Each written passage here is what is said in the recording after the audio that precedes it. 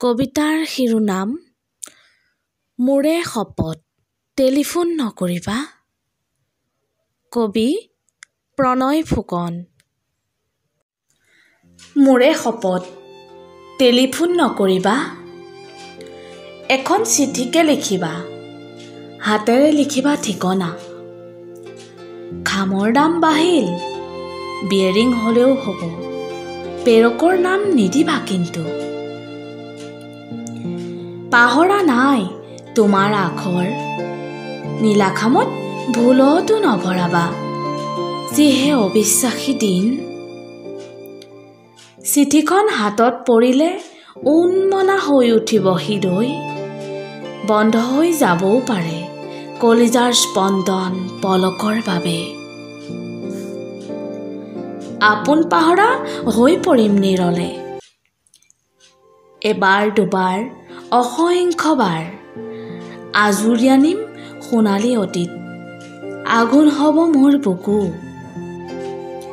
আখৰবোৰে মনত পেলাব তোমাৰ লাহি আঙুলিৰ ছন্দ, মাজে মাজে এটা দুটা অস্পষ্ট শব্দ তোমাৰ চকুৰ পানেৰে সিক্ত।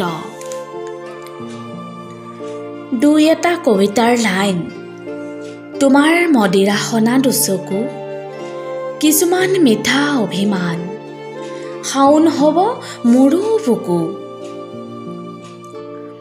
চিঠিৰ একোণত থাকিবও পাৰে তোমাৰ চুমাৰ চাপ, মনত পেলাব তোমাৰ সুৰভি, সুবাসিত তোমাৰ নিশ্বাস। নিৰ্যাতিত স্মৃতিবোৰ বুকুত বান্ধি কেনেকৈ কটাইছা ইমানবোৰ হিৰণ্ময় ৰাতি। মোৰ বাহিৰে আৰু কোনেও নাজানে তোমাৰ বুকুত যে আছে এডাল সোণালী চুলি।